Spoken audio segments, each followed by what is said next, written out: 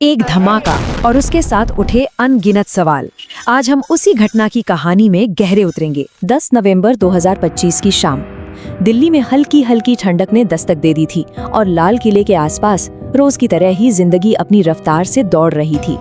Traffic था, भीड़ थी, चहल पहल थी, सब कुछ बिल्कुल नॉर्मल।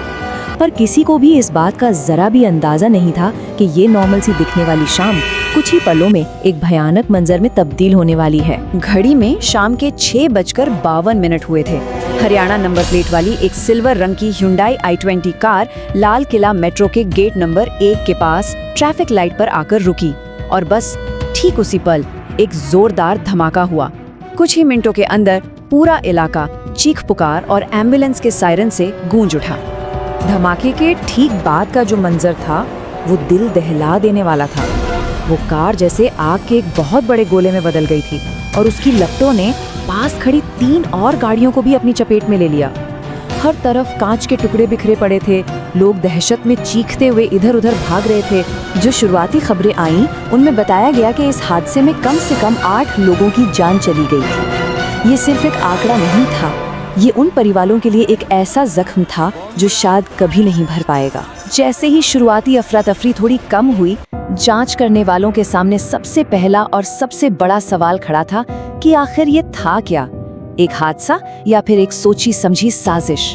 और इसी एक सवाल ने पूरी जांच की दिशा तय कर दी। शुरुआत में ना 2 थ्योरी सामने आई। पहली तो ये कि शायद सीएनजी सिलेंडर फट गया होगा।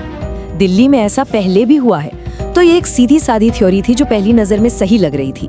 लेकिन कहानी तब पूरी तरह से पलट गई जब फॉरेंसिक टीम ने मलबे की जांच शुरू की। मलबे में RDX के निशान मिले। RDX ये कोई मामूली चीज नहीं है, ये एक बहुत ही ताकतवर मिलिट्री ग्रेड विस्फोटक होता है और इसका मिलना इस बात का पक्का सबूत था कि ये कोई हादसा नहीं बल्कि एक जानबूझकर किया गया हमला था। RDX का मिलना सिर्फ एक सुराग नहीं था, ये इशारा था एक बहुत गहरी साजिश की तरफ। देश की बड़ी बड़ी एजेंसियां तुरंत एक्शन में आ गई। मामला फौरन UAPA के तहत दर्ज किया गया, जो कि देश का सबसे सख्त एंटी टेरर कानून है। और फिर NIA और IB जैसी टॉप एजेंसियों ने जांच को अपने हाथ में ले लिया। CCTV फुटेज में दिखा कि कार धमाके से ठीक पहले बहुत धीरे धीरे चल रही थी, मानो ड्राइवर कुछ ढूंढ रहा हो। जब कार को ट्रेस किया गया तो पता चला कि वो हरियाणा की है और उसके असली मालिक ने उसे कुछ हफ्ते पहले ही बेच दिया था। किससे बेचा, ये एक पहेली थी। तो इन सारे सुरागों को एक साथ जोड़ने पर जांच करने वालों के सामने एक बड़ी थ्योरी उभर कर आई कि बम अपने असली टारगेट तक पहुंचने से पहले ही गलती से फट गया, यानी एक प्रीमेच्योर डेटोनेशन। जैसे जैसे जांच आगे बढ़ी, मरने वालों की संख्या भी बढ़ती गई। आखिरी गिनती 13 पर आकर रुकी।